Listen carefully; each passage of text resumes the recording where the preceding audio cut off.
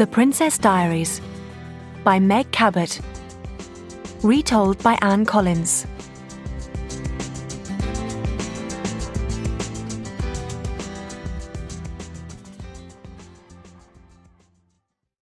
Chapter 1. I am Mia. My name is Mia Thermopolis. I'm 14 years old and I live in New York City. I live in an apartment in Greenwich Village, on the west side of the city. I live with my mom, Helen, and my cat, Fat Louie. My mom is an artist. She paints pictures. I'm a freshman, a 9th grade student at Albert Einstein High School. My best friend is Lily Moskovitz. Lily isn't pretty, but she's very smart. She is interested in politics and ecology.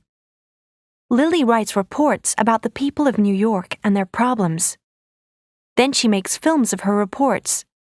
She has her own TV show, Lily Tells It Like It Is. Lily's mom and dad are doctors. They're both psychoanalysts. Psychoanalysts find out about people's feelings. Lily has an older brother named Michael. My parents never got married. They stopped loving each other before I was born. 14.5 years ago, they broke up their relationship. My parents' relationship ended, but they're still friends. My dad doesn't live in New York. He lives in a small country called Genovia. It's near the border of France and Italy. My dad is an important person in the government of Genovia. I visit my dad every Christmas and summer. I stay with him and Grandmère, my grandmother, in her house in France. I'm not very popular at school. I don't have lots of friends, and I don't have a boyfriend. No boy has ever asked me out on a date because I look strange. I look like a freak. I'm the tallest girl in my grade. I have huge feet and very curly, light brown hair. I'm also very thin. I want to look like Lana Weinberger. Lana Weinberger is in my grade, and she's beautiful. She has long blonde hair and big gray eyes. Lana is going out with Josh Richter. She's dating the best-looking boy in the school. Josh is really gorgeous. He has blonde hair and blue eyes. He's 6 feet tall and very good at sports. He's a senior student. My mom gave me this diary. She told me to write down my feelings. I don't tell her my real feelings. That's what she says. So she wants me to write them down. Tuesday, September 23rd. My mom's right. I don't tell her about my real feelings. I think about my feelings, but I don't tell anyone about them. I've decided to write my feelings here in my diary. My mom is going out on a date with my algebra teacher, Mr. Frank Giannini. I'm happy about this, I told Mom, but I'm not happy. There are about 2 million guys in Manhattan. She could go out with any of them. Why does she want to go out with my school's algebra teacher? Wednesday, September 24th.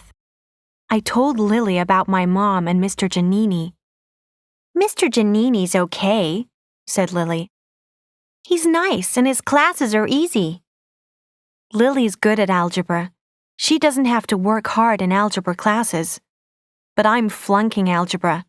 I fail every algebra test.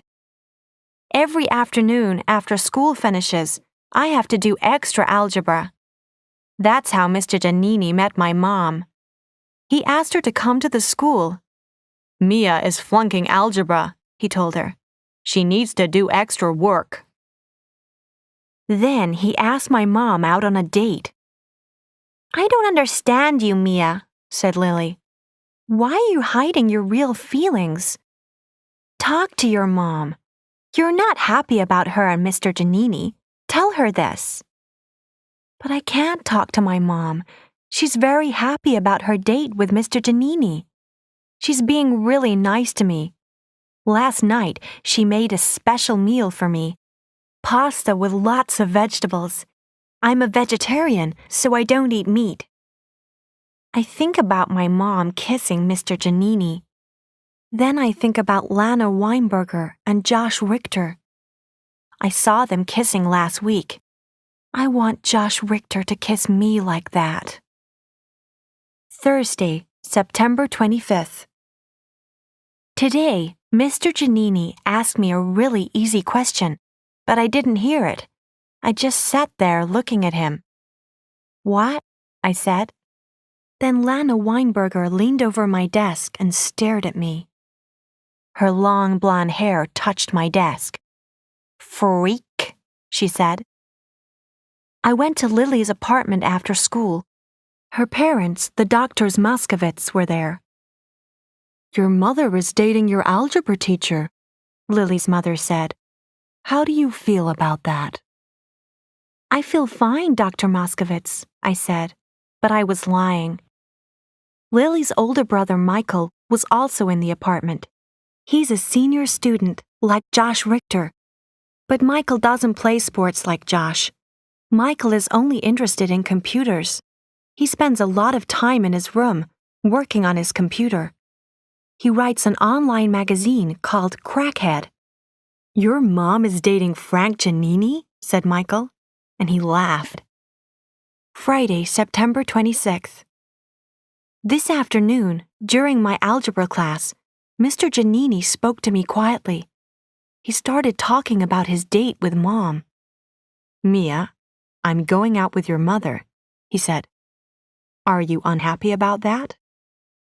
Oh no, Mr. Giannini, it's okay, I said. I felt my face becoming red. It's only for one date, isn't it? Well, maybe I'll take her on more than one date. I really like your mother. Okay, I said. But if you make her unhappy, I'll kill you. I've been very rude to a teacher. Did I really say that to him? Mr. Giannini smiled. Mia, I'm not going to hurt your mother, he said. I will never upset her. That evening, when my mom was out with Mr. Giannini, my dad called from Genovia. He wanted to talk to Mom. He sounded very weird. His voice was really strange. I didn't want to tell him about Mom and her date with Mr. Giannini. I lied. She's working in her art studio, I said. Saturday, September 27th. I went into the kitchen early this morning. My cat, Fat Louie, wanted some food. My mom was there, and she was making pancakes. I couldn't believe it. Mom never cooks breakfast. She usually wakes up later than me. She was in a very good mood. She was smiling happily. I had a wonderful time last night, she said. Mom and Mr. Giannini ate dinner at a Thai restaurant last night. They're going on another date this week. I feel okay about this. I'm happy because my mom is happy. Sunday, September 28th. My dad called again today. This time, Mom was in her art studio. My dad sounded very weird again. Monday, September 29th. Today, Mr. Giannini was in a very good mood. Suddenly, he started talking about the school play. All the students are going to act and sing in the musical, My Fair Lady.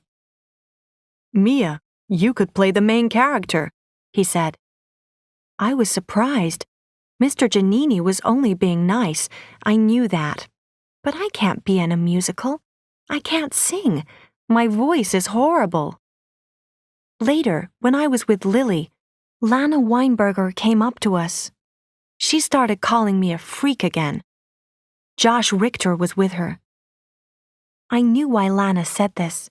She wanted to hurt me, and she wanted Josh to see my unhappiness.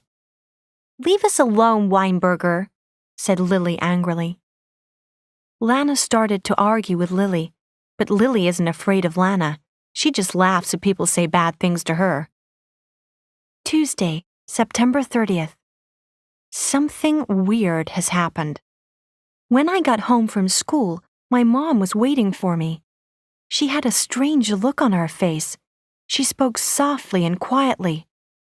"Your dad called," she said. "He's very upset. He's heard some bad news. He's sterile.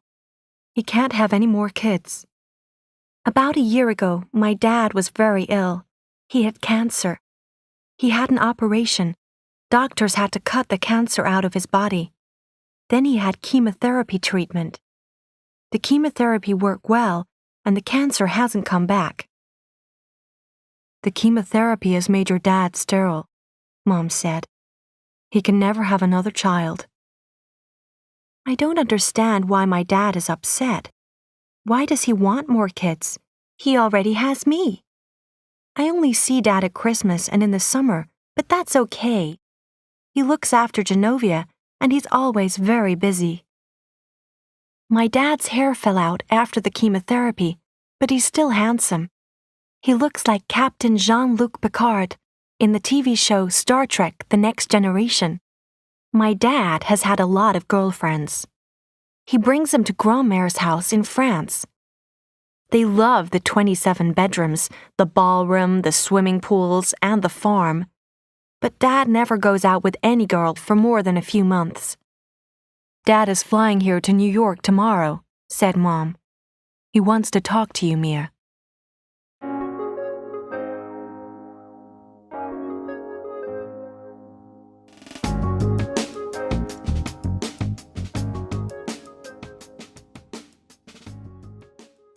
Chapter 2. You're a Princess. Wednesday, October 1st. My dad has arrived in New York. He's staying at the Plaza Hotel, where all the rich people stay. Thursday, October 2nd, afternoon. The ladies' room at the Plaza Hotel. I've had a terrible shock. Now I know why my dad wants more kids. It's because he's a prince. My dad is a politician, and he's rich, but he's also the Prince of Genovia, and nobody told me. I've been to Genovia lots of times. Every summer I stay in my grandmother's house, Mirignac. It's on the border of France, near Genovia. Why didn't she tell me the truth? A few years ago, I found some information about Genovia in an encyclopedia. I read these facts. The name of the Genovian royal family was Ronaldo. The head of the family was Prince Arthur Christophe Philippe Gerard Grimaldi Ronaldo. There was a picture of the prince. He had thick brown hair and a mustache. My dad's family name is also Ronaldo. My dad's name is Philippe Ronaldo. This afternoon, my dad and I sat in the Palm Court dining room at the Plaza Hotel. Lots of tourists go there. They like to have tea there in the afternoons. "I want you to know the truth, Mia," began my dad in a very serious voice. "I am the Prince of Genovia." This news was a terrible shock for me. Suddenly, I got hiccups. "Really, Dad?" I said. "Hiccup." I tried to stop the noise coming from my throat, but couldn't. "Hiccup. Hiccup." They were really loud hiccups. "Hiccup. Hiccup." "I'm head of the royal family of Genovia," said my dad. "Your mother didn't want you to know this. She didn't want you to grow up in a palace. I agreed with her. But unfortunately, I've now heard some bad news. I can't have any more children. You're my only child, Mia. So you are now my heir. When I die, you will be the ruler of Genovia." Hiccuped again. This was really embarrassing. The people who were sitting on the table beside us were staring at me. "Mia," said my dad, "are you listening?" "Dad, please excuse me for a minute," I said. "I have to go to the bathroom." I went into the ladies' room. The ladies' room at the plaza is very beautiful. The walls and the carpets are pink. There are mirrors and little couches everywhere. I thought about what my dad had said. He's the Prince of Genovia. I'm beginning to understand some things that I didn't understand before. When I fly to France, there's always a huge limousine waiting for me at the airport. When I go shopping with my grandmother, we always visit stores in the evening. We go shopping after ordinary people have gone home. We're always the only customers in the stores. Most people have never heard of Genovia. Nobody famous has come from there. But it is a very beautiful country. The weather is warm and sunny. In the north, there are mountains covered with snow. In the south, there is the blue Mediterranean Sea. In the center of the country, there are hills covered with olive trees. Olive oil is Genovia's main export. Genovia sells a lot of olive oil to other countries. There's a royal palace in Genovia. I've passed it lots of times when I was in the car with Grandmère, but she never told me who lived in it. My hiccups have gone now. I'll go back to my dad. Late afternoon, the Penguin House at Central Park Zoo.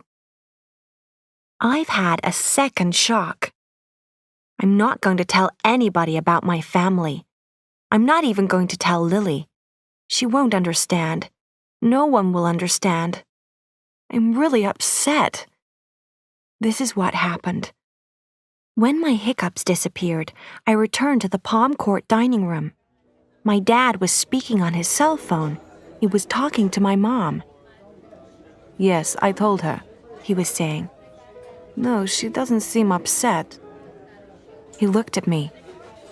"Are you upset?" "No," I said. I wasn't upset.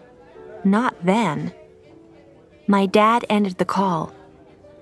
"Did you understand what I told you, Mia?" he asked. "Yes," I said. "You're the Prince of Genovia." "Yes," he said. "But you're not Mia Thermopolis anymore." "I'm not?" I said. "Then who am I?"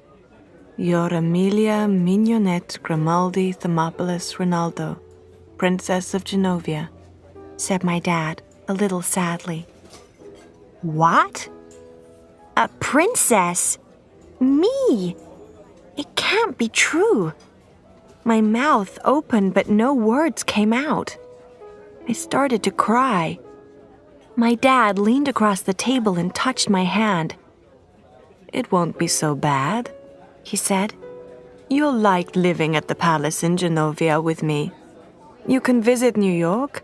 You can see your friends as often as you want." Then I got mad. I was so angry that I stopped crying. "I don't want to live in Genovia," I said in a loud voice. Everyone in the dining room turned and looked at me. My dad was shocked. "Mia," he said, "I thought that you understood." "I understand only one thing," I said. "You lied to me all my life. You never told me the truth about your family. And why do I have to live with you in Genovia?" I stood up quickly and ran out of the hotel. I ran all the way down the street and into the middle of Central Park. It was getting dark, but I didn't think about this. Suddenly, I saw the gates of the Central Park Zoo. I've always loved that zoo. I paid my entrance money and went into the Penguin House. The funny little black and white birds swam around their pool, and I watched them. Then I sat down and took my diary out of my bag.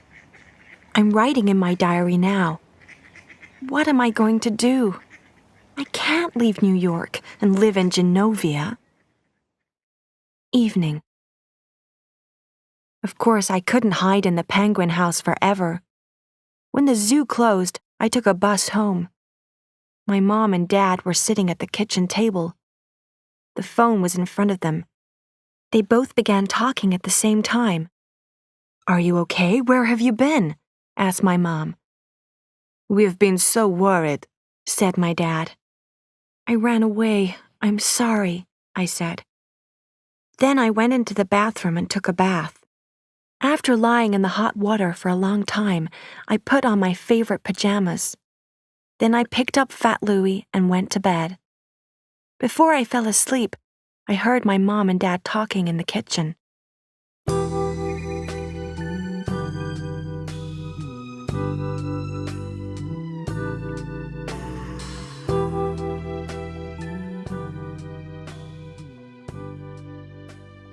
Chapter 3, Lily's Place. Friday, October 3rd, home. When I woke up today, I felt better. It's Friday, the day before the weekend. Friday is my favorite day of the week. Mom was in the kitchen making breakfast. Dad was there too. He was sitting at the table and reading the New York Times. And then I remembered. I'm a princess. Suddenly I felt unhappy again. "We need to talk, Mia," said my dad. He folded his newspaper and laid it on the table. "Come and sit down, Mia. Have some breakfast," said my mom. "I've made everything that you like." I didn't want to talk about my future in Genovia. "I have to go to school," I said. "Sit down," said Dad loudly. I sat down and Mom put some food onto my plate. "Mia," she said, "think of the lovely things that you can have in Genovia. When you're 16, you can have a car. Dad will buy you a car for your 16th birthday." "I don't want a car," I said. "You've always wanted a horse, haven't you?" she said. "You could have a horse in Genovia, a nice gray one." My eyes filled with tears and I started to cry.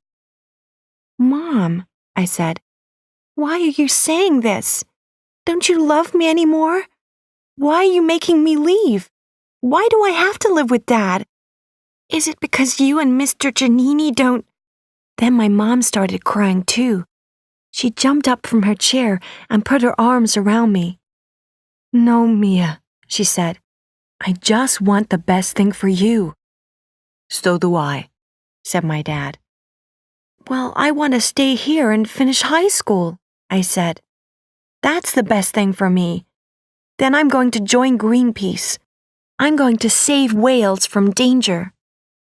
"You're not going to look after whales," said my dad. "Please, Philippe," said my mom. "We can't talk about this now. Mia has to go to school. She's late." I started looking for my coat.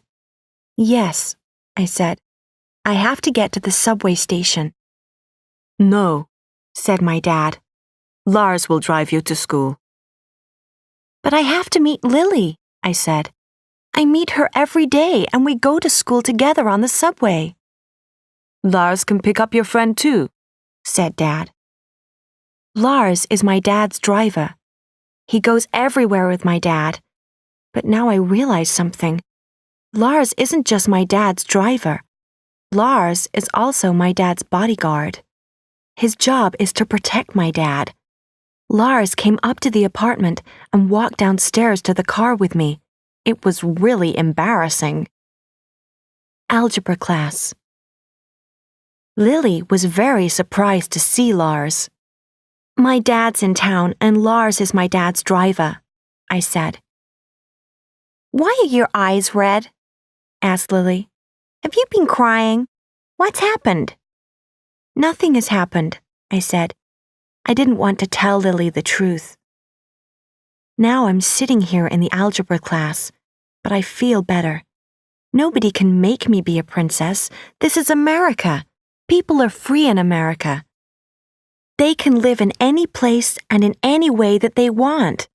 If I don't want to be a princess, I don't have to be one. I'll tell my dad tonight. Late evening, Lily's bedroom.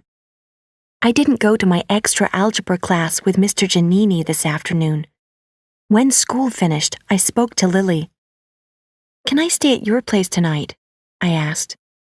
She said yes, so I called my mom. "Can I stay the night at Lily's apartment?" I asked her. "But Mia, your father wanted to have another talk with you this evening." "I'll be home tomorrow, Mom," I said quickly, "and I won't forget to do the shopping on the way home." Saturday, October 4th, early morning, Lily's place. I always have a great time when I stay with Lily.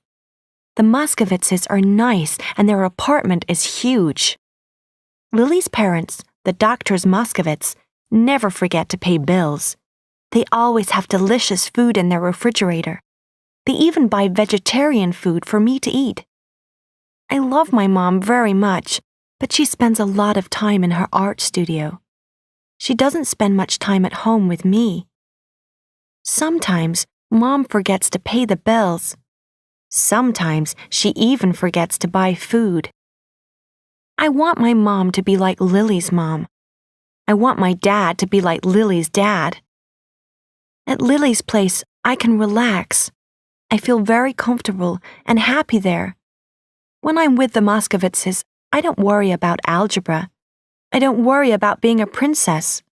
Last night, Lily's parents went out, so Lily and I climbed into their huge bed and watched James Bond movies on their big TV. Then Lily's brother, Michael, came into the room. "Your dad is on the phone," he said to me. "I don't want to speak to him," I replied. "Okay," said Michael. "You and Lily already went to bed. I'll tell him that." Michael went and spoke to my dad again. Then he came back and watched James Bond movies with us. We had a really good conversation about our favorite actors and actresses. When Lily's parents came home, Lily and I went back to her room. "Mia, who do you prefer?" asked Lily. "Josh Richter or my brother Michael?" "Josh Richter," I said. "I'm in love with Josh Richter. He's the best-looking boy in the school. I love his blonde hair and blue eyes." But later, I thought about Michael. He isn't as good-looking as Josh, but he makes me laugh. One time, I saw Michael coming out of his bedroom. He wasn't wearing a shirt, and he looked really good. I've never told Lily my thoughts about her brother. She'll think that I'm weird.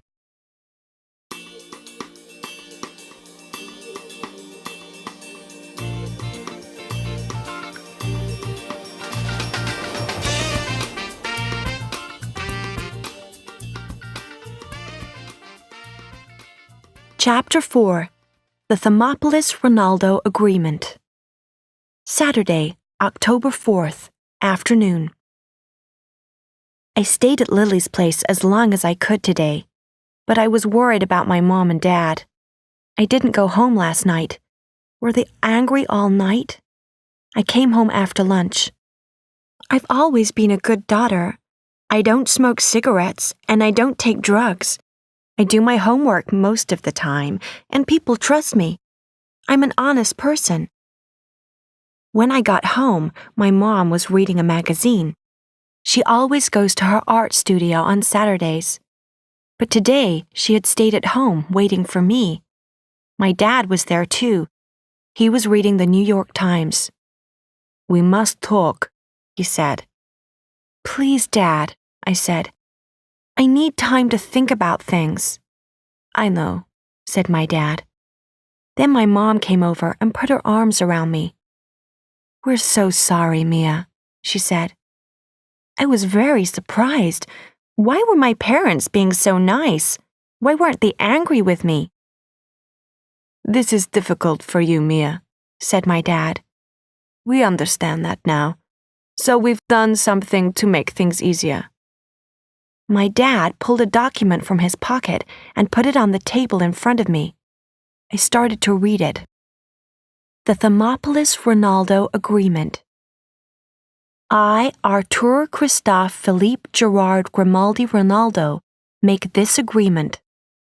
My daughter and heir, Amelia Mignonette Grimaldi Thermopolis Ronaldo, can stay at her school, Albert Einstein High School, but she must spend every Christmas and every summer in Genovia. I felt very happy. Then I read the rest of the agreement. I, Amelia Mignonette Grimaldi Thermopolis Ronaldo, will do my duties as heir to Artur Christophe Philippe Gerard Grimaldi Ronaldo, Prince of Genovia. I will become the ruler of Genovia when he dies. I will also go to all the functions of state. What are functions of state? I asked. Special ceremonies, said my dad. When an important event happens in the world, every country sends someone, a representative. For example, when the leader of a country marries or dies, a representative of the Genovian royal family goes to the ceremony. You're the Princess of Genovia, so you will go to these functions of state. You will represent Genovia. But I don't know how to behave like a princess, I said. That's okay, said my dad. Grandmère will teach you. I thought about this. How can Grandmère teach me? She's not here in New York, she's in France. I signed my name at the bottom of the agreement. Evening. It's Saturday night, and I don't have a date with a boy. I'm spending the evening with my dad. I'm always at home on Saturday nights. Boys don't want to go out with me. My mom has gone out on a date with Mr. Giannini. She was wearing a small black dress and high-heeled shoes. My dad stared and stared at her. She looked really beautiful. Usually my mom isn't very interested in clothes. I phoned a restaurant that delivers food to the apartment. I ordered a pizza and some salad. It was a delicious meal, but my dad wasn't interested in the food. He watched sports programs on TV and drank whiskey. Then he fell asleep. I tried to call Lily, but her phone was busy. Maybe Michael was chatting online with a friend. Michael uses his computer a lot. He works on his magazine, Crackhead, and chats online with his friends for hours. He uses his computer to send instant messages. He has conversations in internet chat rooms. I really wanted to speak to Lily. I wasn't going to tell her about being a princess, but sometimes just talking to Lily makes me feel better. I watched my dad sleeping. I started to get bored. I decided to send Michael an instant message. I wanted him to go offline, then I could call Lily. Michael and I use different names when we chat to each other online. I'm FT Louie, which means Fat Louie. It's the name of my cat. Michael uses the name Crack King, a criminal who sells drugs. Michael is clever and funny. He's always making jokes. This was our conversation. Crack King. What do you want, Thermopolis? FT Louie. I want to talk to Lily. I want to speak to her on the phone. Please go offline. Crack King. What do you want to talk to her about? FT Louie. I'm not telling you, it's private. Crack King. Why are you at home? Didn't Dream Boy call you? Didn't he ask you out? FT Louie. Who's Dream Boy? Crack King. Josh Richter, of course. I love Josh Richter. And now Michael knows this. Lily told her brother my secrets. I'm really embarrassed. I'm going to kill her. But 5 minutes later, my phone rang. It was Lily. You wanted to talk to me? She said. Michael told me. Michael can be so nice sometimes. Sunday, October 5th. I didn't go to Mr. Giannini's algebra class on Friday, and he told my mom. I can't believe it. I had to stay at home today. I had to study algebra with my dad. There's an algebra test at school tomorrow. I must not flunk it. I've written an important algebra formula on the bottom of my sneaker. I can look at the formula during the test. Monday, October 6th, 3 a.m. I've been awake all night. I've been worrying about the algebra formula that's on my shoe. What will happen if someone sees it? If I look at the formula, I'll be cheating. I'll no longer be an honest person. I'll have to leave Albert Einstein High School if someone finds out about this, and I'll never get a job at Greenpeace. 4 a.m. I tried to wash the formula off my sneaker, but it won't come off. I can't wear my boots instead of my sneakers. The laces of my boots are broken. 7 a.m. Someone will see me cheating in the algebra test. I just know it. 9 a.m. I'm in the girls' room at school. Lana Weinberger came in and she saw me washing the bottom of my sneaker. Then she started brushing her long blonde hair and staring at herself in the mirror. I couldn't wash the formula off my sneaker, but I'm not going to look at it during the test. Evening. Okay. I looked at the formula during the test, but it didn't help me at all. I got all the answers wrong anyway. I can't even cheat well. I have so many things to worry about. I must buy new laces for my boots. I'm flunking algebra. My mom's dating my algebra teacher. I'm the Princess of Genovia. I hate my life.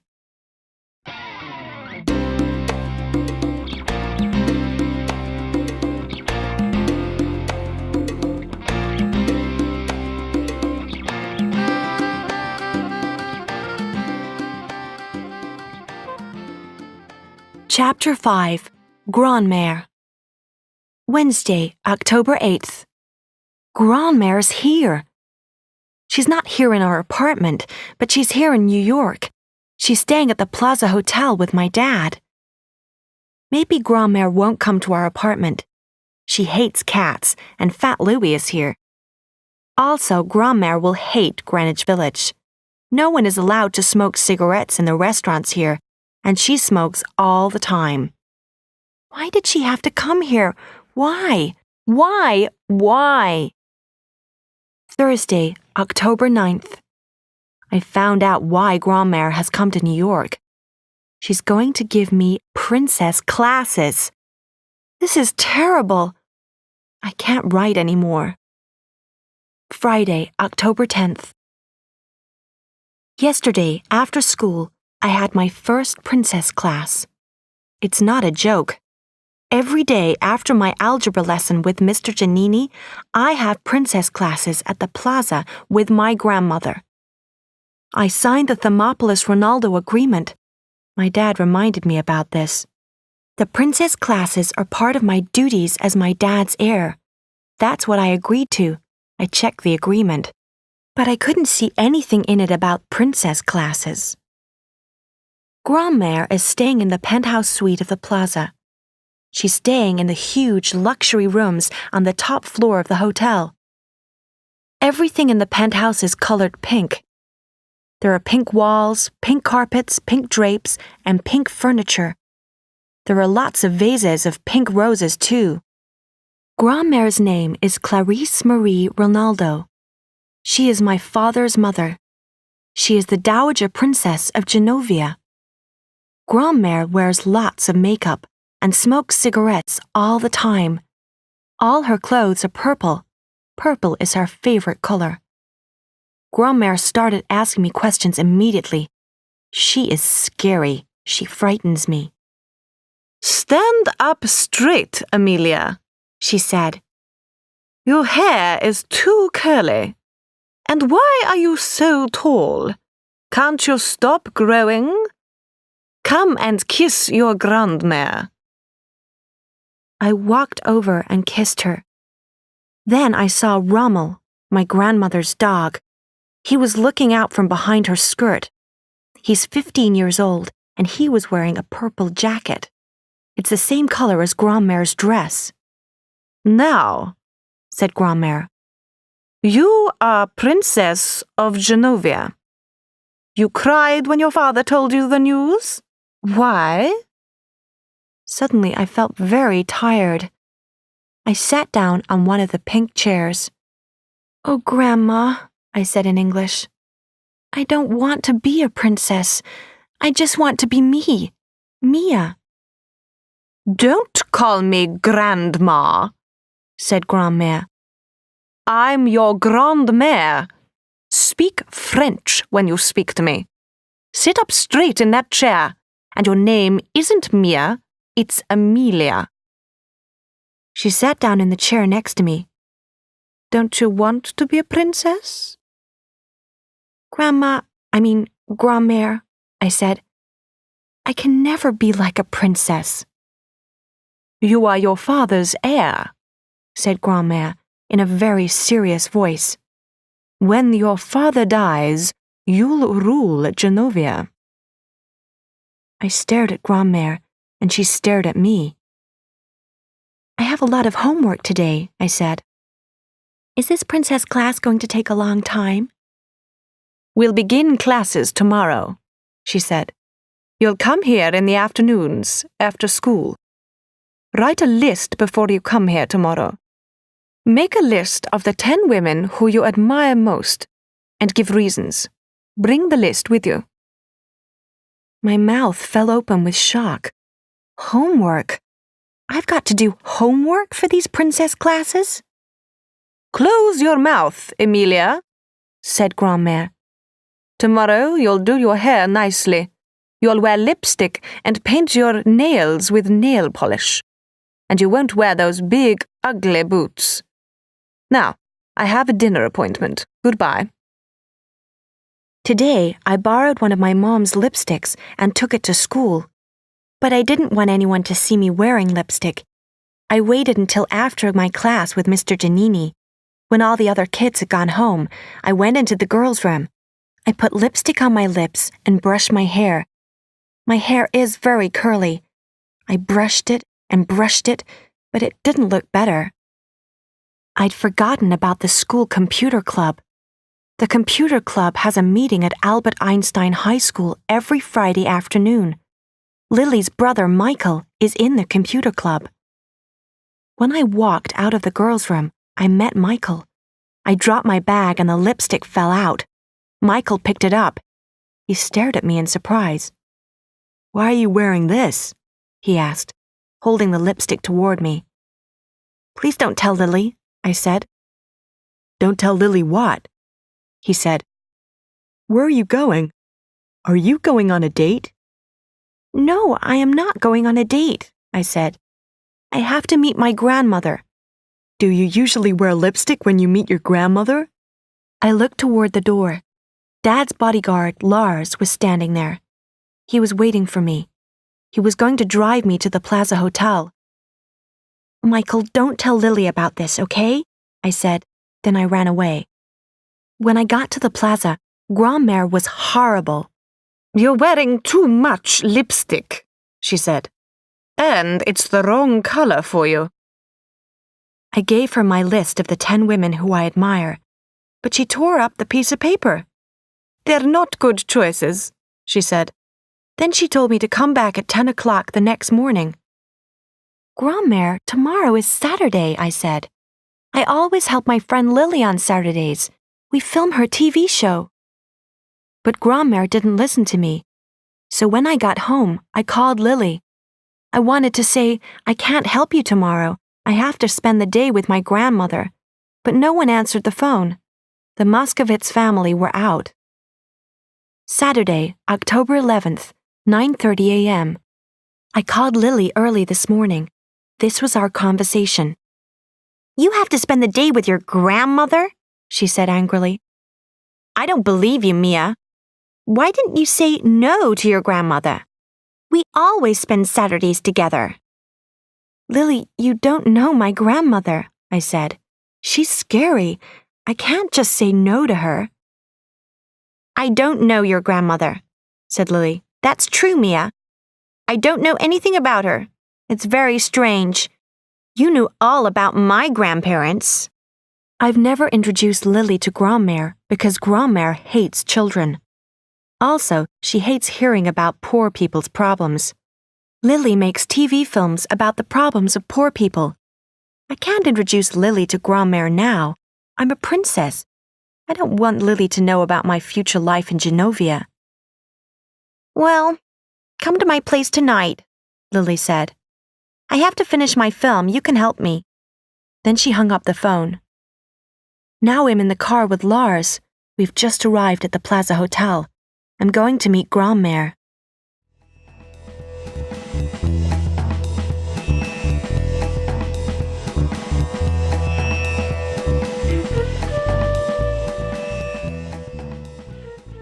Chapter 6. Blonde Hair and Fake Nails. Saturday, October 11th, late afternoon. I can never go to school again. I can never go anywhere again. I'm so embarrassed. I look awful. I'm really angry with Grandmère. This morning, she was waiting for me in the entrance of the Plaza Hotel. On y va, she said, which in English means, let's go. Let's go where? I asked. Chez Paolo, said Grand-mère. Chez Paolo means Paul's house. Maybe Grand-mère has a friend called Paul, I thought, and maybe we're going to his house. But Chez Paolo wasn't a house. It was a beauty salon, and Paolo was a stylist. He makes ordinary people like me look beautiful. That is Paolo's job. First, he cut my hair short. Then he colored it blonde. My real fingernails are very ugly because I bite them, so he stuck beautiful long fingernails made of plastic on top of my own nails. Then he put makeup on my face. When Paolo had finished, I looked in a mirror. I got a shock.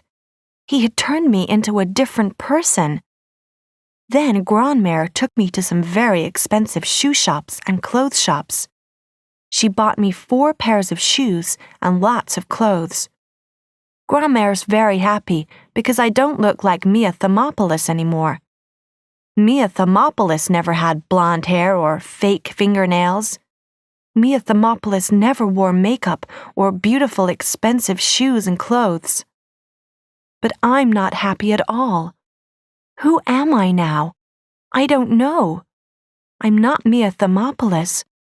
Grand-mère is turning me into someone else. As soon as I got home, I tried to talk to my dad, but he didn't listen to me. What's the problem, Mia? He said. You look beautiful. I like your new hairstyle. It's very nice. My mom came out of her bedroom. She was wearing a new skirt and top, and she looked great. She was going out on another date with Mr. Giannini. My dad stared at her. Mia, said my mom, your grandmother is just trying to prepare you. Prepare me for what? I said. I'm the princess of Genovia, but I don't want anyone to know this. They'll find out about you soon, said my mom. Maybe they'll read your story in the newspaper. Why will it be in the newspaper? I asked. My mom and dad looked at each other. Then my dad took out his wallet. He opened it and took out some money. All right, Mia, he said. How much do you want? I was shocked. So was my mom. I'm serious, he said. The Thermopolis Ronaldo agreement isn't working. I want your grandmother to turn you into a princess, so I'll pay you to go to the princess lessons. How much do you want, Mia? I started to speak. I didn't want any money, but my dad said, Listen, I'll give $100 a day to Greenpeace. The money will arrive with a letter from you. The money will help Greenpeace to save a lot of whales. But you'll learn how to be a princess. Do you agree? I want to work for Greenpeace when I leave school. If I pay them all that money, they'll have to give me a job. So I agreed. I'll learn to be a princess. Evening. Lily Moscovitz and I had a fight. A big argument. She isn't my friend anymore. This is what happened. I couldn't help Lily with her film this morning. I had to go out with Grand-mère, so Lily told me to help her this evening. When I walked into the Moscovitz's apartment, she stared at my hair. What happened to you? She said in a shocked voice. My grandmother took me to a guy called Paolo. But Lily wouldn't let me finish my explanation. Your hair is the same color as Lana Weinberger's, she said. And what are those things on your fingers? Are those fake fingernails? Lana Weinberger has those too. You're turning into Lana Weinberger. I started to get angry. I am not turning into Lana Weinberger. This wasn't my idea, I said. It was my grandmother's decision. I had to agree. Why didn't you say no to your grandmother? Said Lily. I asked you to help me, but you said no. Then your grandmother told someone to cut off your hair. She told them to color it yellow. And you let her do this. I got really mad. It had been a very difficult day. "Willy," I said angrily, "shut up." I've never told Lily to shut up before. Why was Lily telling me what to do? Then Michael came out of his bedroom. When he saw me, he looked very surprised. "What did you just say to me?" said Lily. She was angry now. "My mom, my dad, my grandmother, and my teachers are always telling me what to do," I said. "You're my friend. Now you're telling me what to do too." "What is your problem?" said Lily. "I don't have a problem," I said. "But you seem to have a big problem with me, so I'm leaving. And," I said, opening the door, "my hair is not yellow." I went home and took a hot bath. Then I picked up Fat Louie and got into bed. Lily hasn't called and apologized. I'm not going to call her first. I looked in the mirror a few minutes ago. My hair doesn't look so bad. 11:59 p.m. Lily still hasn't called. Sunday, October 12th, morning. Something has just happened. It was very embarrassing. I walked into the kitchen to get some breakfast. My mom and Mr. Giannini were sitting at the table. They were eating pancakes. They were very surprised to see me. "What are you doing here, Mia?" asked Mom. "You were going to stay at Lily's place last night." I didn't reply. At that moment, I wanted to be at Lily's place. I didn't want to see Mr. Giannini having breakfast in our kitchen. He had spent the night at our place with my mom. I didn't want to know this. "Frank missed his train home last night," said my mom. "So I asked him to spend the night here. He slept on the couch in the living room." She was lying. I knew that. But I didn't say anything. Late morning. After breakfast, my mom and Mr. Giannini went to Central Park. They asked me to go with them, but I didn't go. I have lots of homework to do. That's what I told them. Maybe they'll kiss each other. I didn't want to see that. People kiss on TV, and that's okay. But my mom kissing my algebra teacher? No. Afternoon. I've just turned on my computer. I've got an email from Michael Moskovitz. He's going to help me with my extra algebra. I can't believe it. Wasn't that nice of Michael?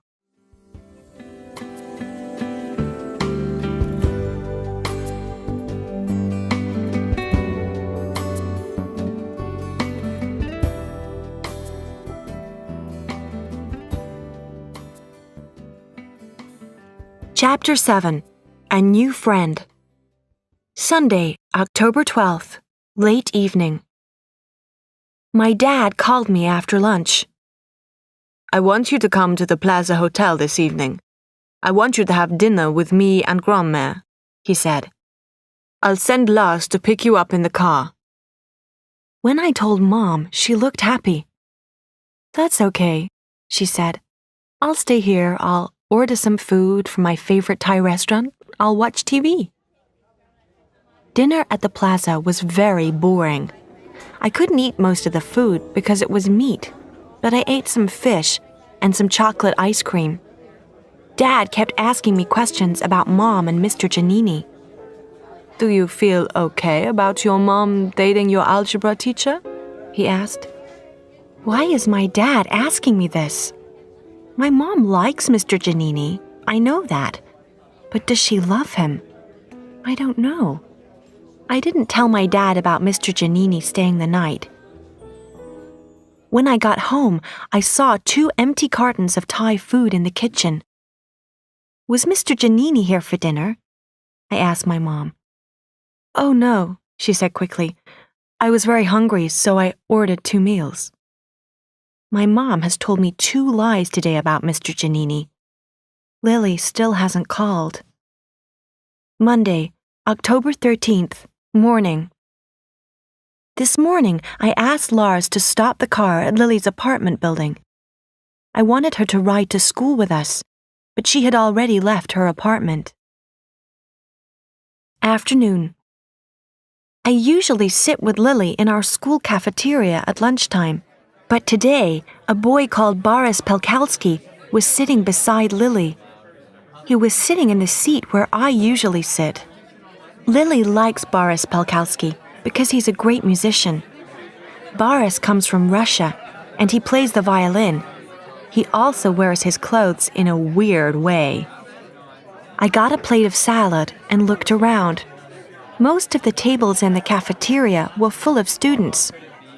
Who can I sit with? I thought. Tina Hakim Baba was sitting at one of the tables. No other students were sitting with her. Tina's parents are very rich. Her father comes from Saudi Arabia, and he owns an oil company. Tina's parents are frightened of kidnappers. Mr. and Mrs. Hakim Baba don't want kidnappers to take Tina. Kidnappers usually want lots of money before they release a person. People have been hurt or killed by their kidnappers. Tina's parents are very careful. They send her to school in a limousine with a bodyguard. The bodyguard follows Tina everywhere. All the other students call Tina a freak. Tina was reading a book and the bodyguard was sitting beside her. Tina had a plate of salad just like me, but she hadn't chosen a salad because she's a vegetarian. She'd chosen it because she's a little heavy. She wants to lose weight. I walked over to her table and put my plate down. "Can I sit here?" I asked. Tina looked up in surprise. She looked at me, and then she looked at the bodyguard. The bodyguard nodded. Tina laid her book on the table and smiled. She has large brown eyes and a nice smile. "Yes," she said. "Please sit with me." Tina and I ate our salads and talked about school. There's going to be a dance at Albert Einstein on Saturday. I asked Tina if she had a date for the dance. "A boy from Trinity is taking me to the dance," she replied. Trinity is a school for rich boys. I liked talking to Tina. She wasn't a freak at all. She was really nice. When she got up to get a drink, I looked at the book beside her plate. Tina was reading a romantic novel called My Name is Amanda. Lana Weinberger walked over to the table. "What has happened to your hair, Mia?" she said loudly. "It's a horrible yellow color." Then Tina came back, holding an ice cream. She gave the ice cream to me. "Oh, Tina," said Lana. "Did you buy that ice cream for Mia? Did your daddy give you money to buy a new friend?" Tina was very hurt by Lana's words, and her eyes filled with tears. I felt very angry with Lana. Suddenly, I took the ice cream and pushed it onto Lana's sweater. Everyone in the cafeteria stopped talking. They stared at us. "Look at what you've done!" Lana screamed. I stood up and picked up my plate of salad. "Come on, Tina," I said. "Let's go somewhere quieter." Tina picked up her salad and followed me. Her bodyguard followed too. He was laughing. Lily Moskovitz was staring at me. Her mouth was open with shock. Late afternoon. I'm in a lot of trouble. I'm sitting in Principal Gupta's office. Principal Gupta is the head of the school. I was sent here because I pushed ice cream into Lana Weinberger's sweater. I'm worried. What's going to happen? Evening. Principal Gupta has punished me. She has given me a week's detention. Every day next week, I have to stay for an hour after school and do extra work. I also have to do my extra algebra every day with Mr. Giannini and the princess classes with Grandmère. "Lana's sweater has to be cleaned and you must pay," said Principal Gupta. "And you must apologize to her." "I'm sorry, Principal Gupta," I said. "I'll pay for Lana's sweater to be cleaned, but I won't apologize to her." Principal Gupta was surprised but she wasn't angry with me. Mia, she said quietly, I'm worried. You've never been in trouble before. Is everything all right? Do you have any problems at home? I thought about all my problems. My mom is dating my algebra teacher. My best friend hates me. I'm 14 and I've never had a date. I'm too tall and too thin. And I'm the princess of Genovia. But I didn't want to talk about these things with Principal Gupta. Everything's fine, I lied. You're a very special person, said Principal Gupta. You're good and kind. Lana Weinberger is just like you. She's a very nice girl, too. Principal Gupta doesn't understand. Lana Weinberger isn't like me at all. Tuesday, October 14th. When Laz and I arrived at school this morning, Tina Hakim Baba was arriving at the same time. We smiled at each other and went into school together. Her bodyguard followed us. I told my parents what happened yesterday, said Tina. I told them what Lana said. I told them about your fight with Lana. They've invited you to dinner on Friday. You can stay the night at my house. Okay, I said. I smiled. Thanks. I like Tina. She's nice to me. Afternoon. I've just heard some news and I can't believe it. Lily is going to the dance on Saturday. She's going with Boris Pelkowski. I'm the only girl in my class who doesn't have a date for the dance. The only one. Why am I such a freak?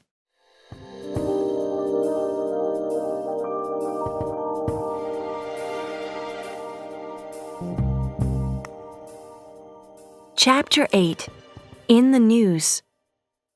Tuesday, October 14th. Evening.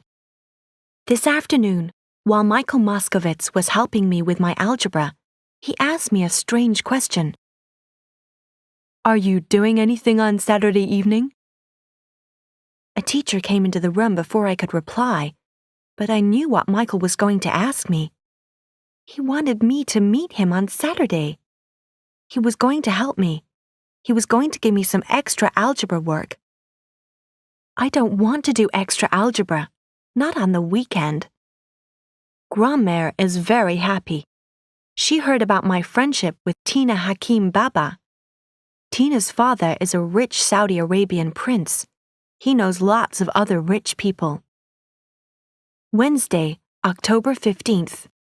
When I got to school today, lots of kids were staring at me. Maybe there was something wrong with my hair. I went into the girls' room to look in the mirror. Some girls saw me. They ran out of the room laughing. Late morning. A weird thing just happened to me. Josh Richter, the most popular boy in the school, came up to me. Hi, Mia. How are you? He asked. I couldn't answer. Josh Richter never speaks to me. Then he bent down until his face was close to my face. His eyes are very blue. See you later, he said softly. Then he walked away. Principal Gupta's office. Now I know why everyone was staring at me. I know why the girls ran out of the girls' room. I know why they laughed at me. I know why Josh Richter spoke to me. My story is in the news. My picture is on the cover of the newspaper, the New York Post. The picture shows me leaving the Plaza Hotel on Sunday night. Over the photo are the words, Princess Amelia. Underneath the picture are the words, New York's Royal Princess. Mr. Giannini saw the picture on his way to work. He called my mom, but she didn't hear the phone, so he called my dad at the Plaza Hotel. My dad told him to bring me to Principal Gupta's office. While I waited for my dad, I looked at the New York Post on Principal Gupta's desk. I read the story about me. It was by a reporter called Carol Fernandez. She wrote about my mom and dad, too. She called my mom the black-haired artist, Helen Thermopolis. She called my dad the handsome Prince Philippe of Genovia. And she called me the tall and beautiful Princess of Genovia. Carol Fernandez must be crazy. I'm not beautiful. Mia, you're a princess, said Principal Gupta. Why didn't you tell me? I didn't want anyone to know, I said. Here comes my dad now. Afternoon. I'm mad with my dad. He made me stay at school and go back to my classes. You don't understand, Dad, I said. All the kids are laughing at me. Why did you tell Carol Fernandez about me? Me? Said my dad in a surprised voice. I didn't tell that reporter anything. Then he looked at Mr. Giannini. Mr. Giannini was standing by the door. His hands were in his pockets. It wasn't me, replied Mr. Giannini. I didn't speak to Carol Fernandez. I hadn't heard of Genovia until this morning. Well, somebody told the newspapers about Mia, said my dad. I'm going to call Carol Fernandez and ask her. Then he told Laz to go with me to my classroom. Dad, I don't need a bodyguard, I said. Mia, said my dad, Genovia is a small country, but it's very rich. Maybe someone will try to kidnap you. Dad, no one is going to kidnap me, I said. But my dad didn't listen. Now I have a bodyguard just like Tina Hakim Baba. Everyone will laugh at me even more. Late afternoon. Suddenly, I'm very popular. When I walked into the cafeteria at lunchtime, Lana Weinberger came up to me. Hey, Amelia, she said, come and sit with us. Lana wants to be my friend now because I'm a princess. No thanks, Lana, I said. I have someone to sit with. I went to sit with Tina. Lana looked shocked. Everyone in the cafeteria was staring at our table. Tina looked at me sadly, but she didn't say anything. Tina, I said at last, if you don't want to sit with me, I'll understand. Tina's eyes filled with tears. What do you mean, Mia? She said. Don't you like me anymore? Of course I like you, I said. But everyone is staring at us because of me. No, Mia, she said. They are not staring because of you. Everyone always stares at me. They stare at me because of Wahim. Wahim is Tina's bodyguard. He and Lars were sitting together at our table. The two men were talking about guns. I got mad then. I wasn't mad with Tina. I was mad with everyone else at Albert Einstein High School. Nobody talks to Tina. She's a freak, they say. She's weird. But she's a really nice girl. I want to sit with you, Tina, I said. Tina looked happier then. She started reading another romance today. She told me all about it. When Michael Moskovitz was helping me with my algebra, we had this conversation. Lily joined in too. Michael. So you're the Princess of Genovia. When were you going to tell your friends? Me. I didn't want anyone to know. Michael. Why? It's not a bad thing. Me. Are you joking? Of course it's bad. I don't want a different life. I don't want to be a princess. Lily. Mia, your dad has more than $300 million. He's never worked for it. I read this in a newspaper. Did this money come from the poor people of Genovia? Michael. Lily, no one in Genovia has to pay anything to their government. The country is very rich. Everyone in Genovia has a good education.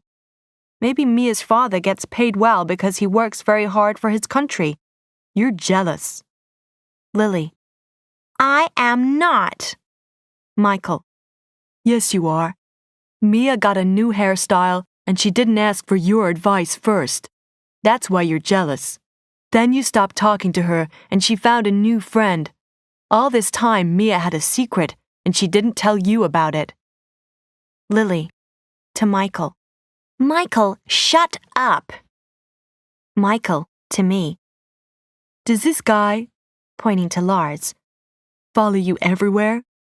Does he go with you on dates? Will he go with you to the dance this weekend? Me. No, because no one has asked me.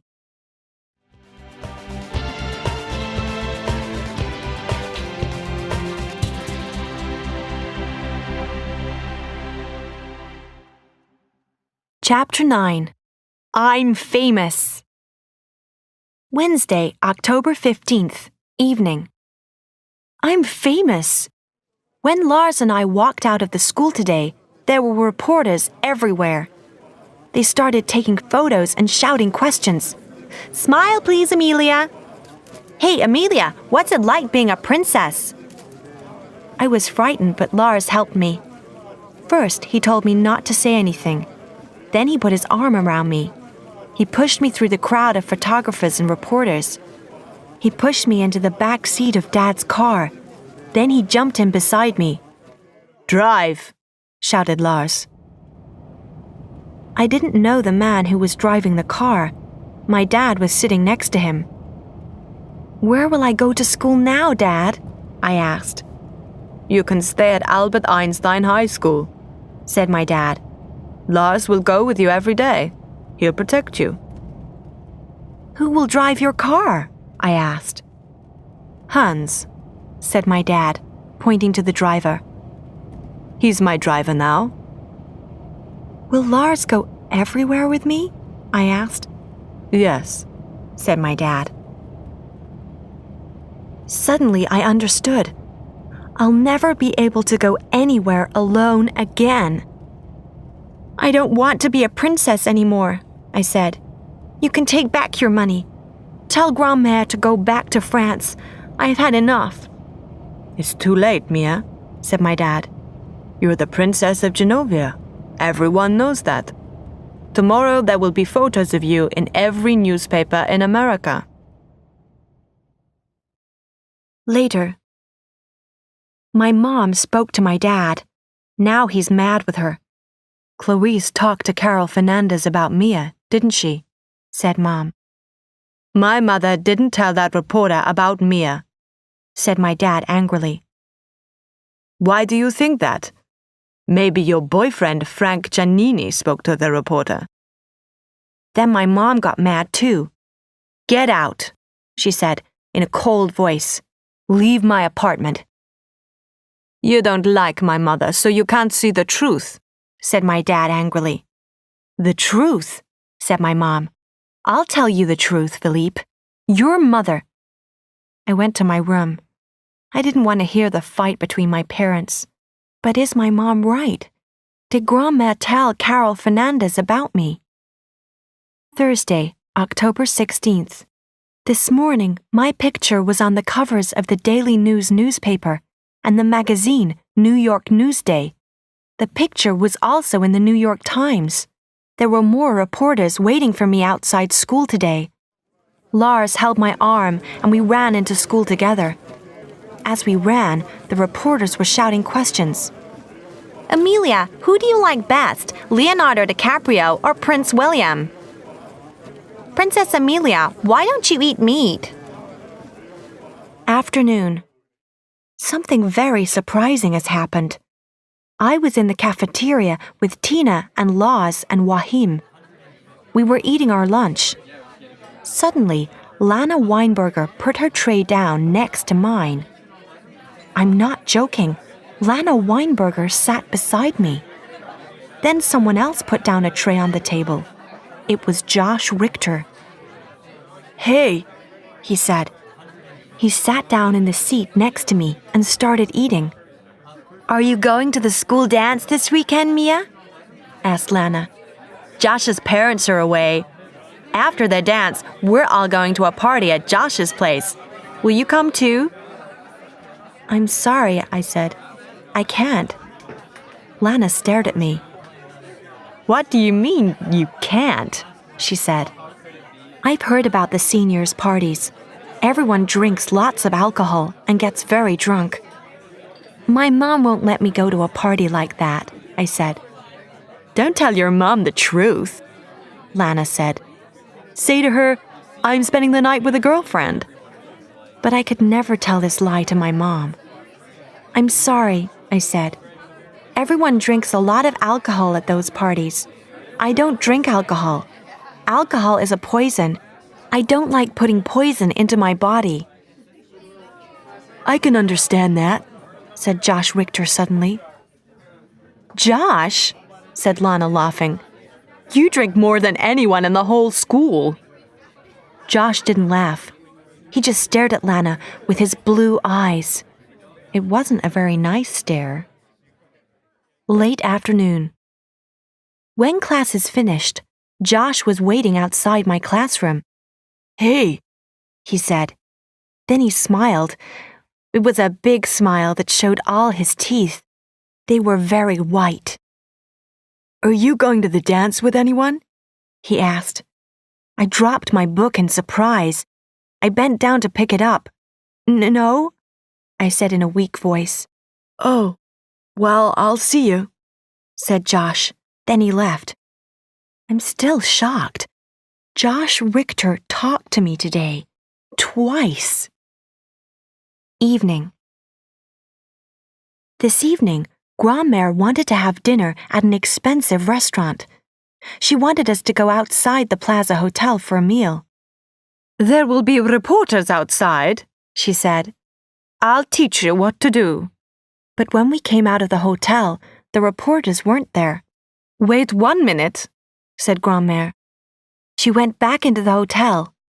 I got into the car. She came out of the hotel again a little later.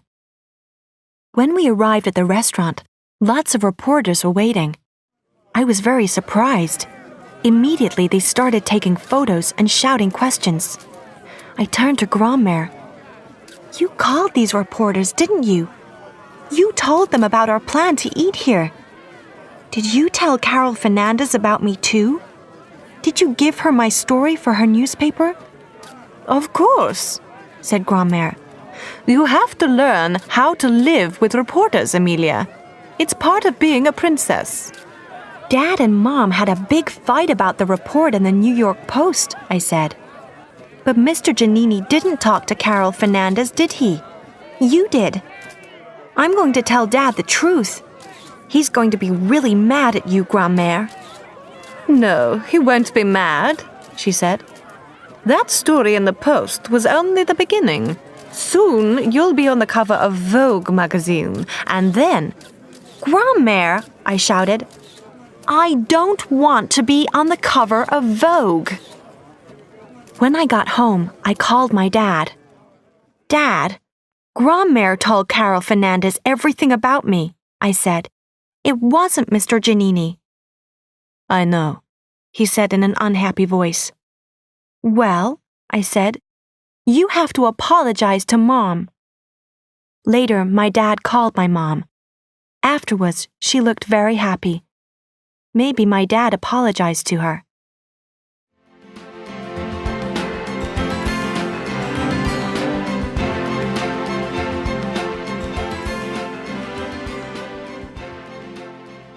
Chapter 10. My First Date. Friday, October 17th. Josh and Lana have broken up. I can't believe this. Josh has ended his relationship with Lana. He doesn't want her as his girlfriend anymore. Everyone in school is talking about it. When I saw Lana, she looked awful. Her eyes were red. She had been crying. After the first lesson, Josh Richter came up to me after my English class. Hey, Mia, who are you going with to the dance tomorrow? He asked. No one? I replied. Well, why don't we go together? He said. I couldn't speak for a minute. Josh Richter and me on a date. Then I heard a tiny voice inside my head.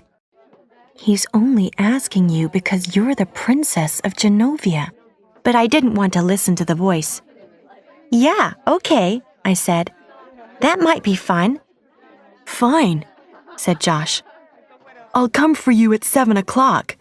We'll go to a restaurant, Tavern on the Green, and have dinner first. Late morning. I'm going to the dance with Josh, and Lily has found out. Now she's speaking to me again, but she only says bad things about Josh.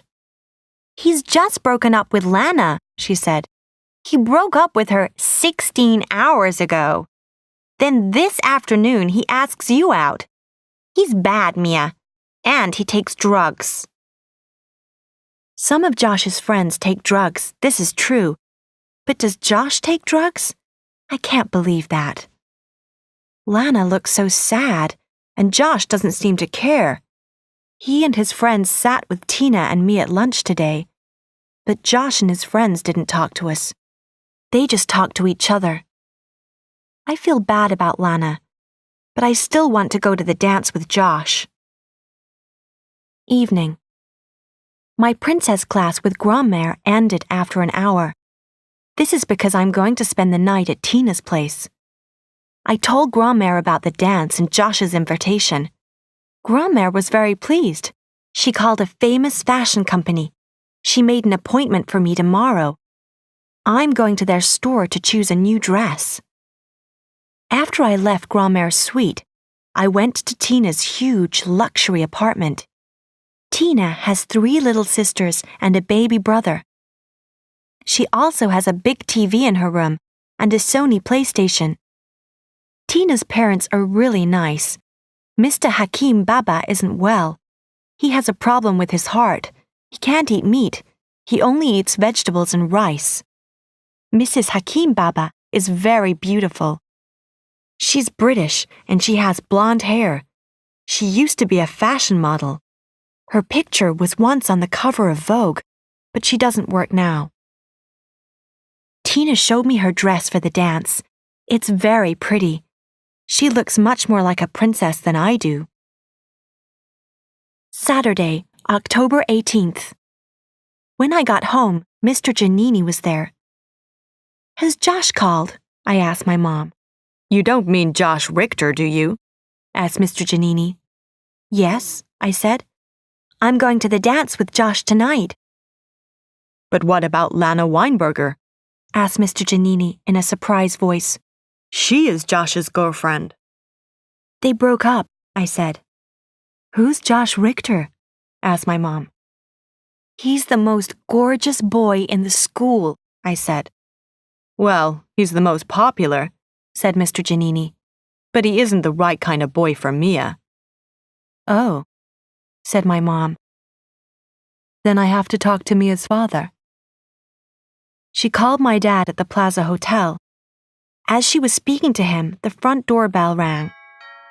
Mr. Giannini opened the door. I'm Clarice Marie Ronaldo, the Dowager Princess of Genovia, said a loud voice. Who are you? It was Grandmère. She had come to our apartment. She was going to take me shopping. She stared at Mr. Giannini. Grandmère, I said. They won't let me go to the dance. My mom was still talking to my dad on the phone. Grandmère came into the apartment and took the phone from Mom's hand. Philippe? Grandmère said into the phone. Your daughter is going to the dance tonight with her boyfriend. I'm going to buy her a new dress. I'm taking her to the store now. Then Grandmère spoke quickly to my dad. She used some rude words, but she spoke in French, so only I understood her. My mom and Mr. Giannini didn't understand what she was saying. When Grandmère put the phone down, she looked around our apartment. The Princess of Genovia lives here? She asked. In this place? Now listen, Clarice, said my mom angrily. Go and get your coat, Amelia, said Grandmère. I went to get my coat. When I returned to the living room, My mom's eyes were very red. Mr. Giannini was looking at the floor. Then I went shopping with Grandmère. Mom and Mr. Giannini didn't stop me. Evening. It's after 7 o'clock, and I'm waiting for Josh. I'm sitting and writing my diary. I'm wearing my new dress and my new shoes. My hair and my makeup and nails are perfect. My dress is pale blue silk, and it's beautiful. My dad is sitting at the kitchen table. My mom keeps looking at the clock. You can go out with Josh, said my dad. but Lars has to go with you. My dad looked at his watch. It's 7:15, he said. Josh Richter is late. The front doorbell has just rung. Josh is here. The ladies' room, Tavern on the Green. I'm sitting in the ladies' room of the restaurant, Tavern on the Green. Josh was good with my parents. My dad asked him lots of questions. Questions such as, what car are you driving? What time will you be back? Which college are you going to after high school? Josh answered all my dad's questions politely. He even called my dad Sir. Then Josh and Lars and I went down to the street. Josh had come in his father's car. We got into it.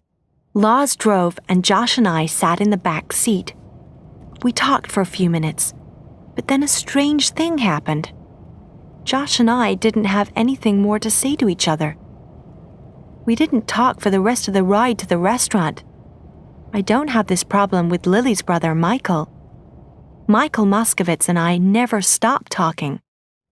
When we got to the restaurant, Josh's friends and their girlfriends were sitting at a big table. Josh ordered bottles of champagne. Then, without asking me, he ordered steaks too. But I'm a vegetarian and I won't eat meat. I haven't eaten my steak and Josh hasn't noticed. He's talking and laughing with his friends.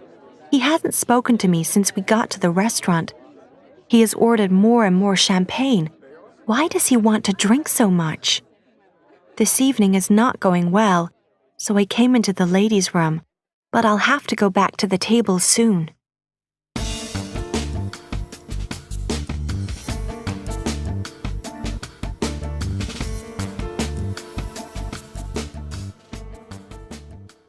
Chapter 11.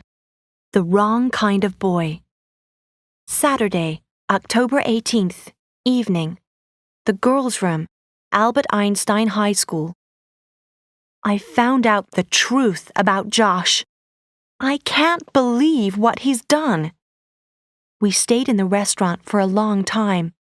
Josh and his friends drank 9 bottles of champagne.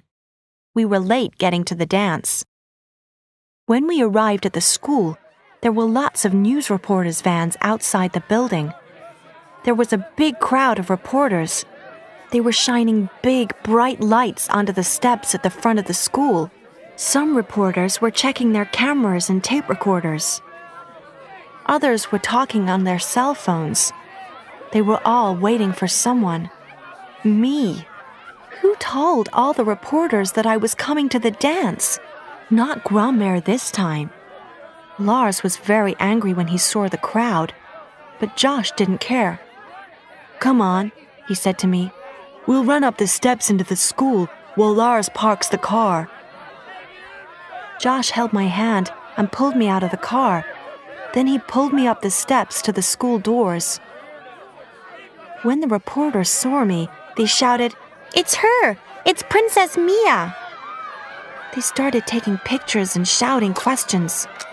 The lights of the camera's flashbulbs were very bright. I couldn't see where I was going. I held Josh's hand tightly. At last, I saw the school doors in front of us. Josh stopped. Below us, the reporters were screaming questions and taking photos. "Kiss her! Kiss her!" they shouted. Suddenly, Josh turned toward me and kissed me on the lips. At once, all the camera's flashbulbs went off. The reporters were taking pictures of Princess Mia's first kiss. But I didn't feel happy and romantic. I felt embarrassed. Josh turned to the reporters. He waved his hand and smiled. Then he opened the doors to the school and pushed me inside. My friends were standing inside the school hall. Tina and her boyfriend, Lily and Boris. Mr. Giannini and other students from school were there too. Everyone was looking at me. I couldn't think clearly. Josh Richter had just kissed me on the lips. He had kissed me, and all the reporters had taken a picture. Then I realized the truth. Josh wanted to date a princess, so he broke up with Lana. Then he invited me to the dance. He told the reporters about the dance. He told them about me. He wanted to get his picture in the papers with me. I turned and stared at Josh. "Why did you kiss me in front of everyone?" I asked angrily. "The reporters were shouting, 'Kiss her, kiss her,'" said Josh. "They wanted a good photo, so I kissed you." "You didn't kiss me because you like me," I said. "You kissed me because I'm the Princess of Genovia." "Of course I like you," said Josh. "No," I said. "You don't care about me. You don't know me. You don't know my feelings or thoughts. You haven't asked what I like. You ordered a steak for my dinner, but you didn't ask me first." My friends were all staring at Josh. "Mia is a vegetarian, you idiot," said Lily. "Oh, sorry," said Josh. But he didn't sound very sorry. "Are you ready to dance?" I didn't reply. I didn't want to dance with Josh. I turned and walked away into the girls' room. Tomorrow, pictures of Josh kissing me will be in all the newspapers. Will the words, "Young Royal is in love," be above the pictures? I'm not in love with Josh anymore. I don't want a boyfriend like him. He only wants me because I'm a princess. When my dad sees the photos, he's going to be really mad. Then I heard Lily and Tina's voices. They had come into the girls' room. "Are you okay, Mia?" Lily asked in a kind voice. "I'm sorry about everything. Come and join us." "I can't," I said. "You all have dates. I don't have one." "Michael is here," said Lily. "He doesn't have a date." "Michael Moscovitz is at the dance? I'm coming out." Sunday, October 19th, Lily's place. Lily and I aren't fighting anymore, and Lily and Tina have become friends. There weren't any pictures of Josh kissing me in the newspapers today. There was more important news. Yesterday, Iran attacked Afghanistan. All the news reports were about the fighting. I had a wonderful time with Michael at the dance. We talked a lot, and we danced together. It was wonderful standing close to Michael and holding him. Then we all went back to Lily's place in Tina's car. I called my mom. She let me stay with Lily last night. This morning I woke up early. I can hear Lily's family making breakfast in the kitchen. I am so happy. Evening, my apartment. Grandmère and Dad came here this afternoon. They wanted to know about the dance. I didn't tell Dad about my kiss with Josh. I spoke to Lars earlier. He promised not to tell my dad either.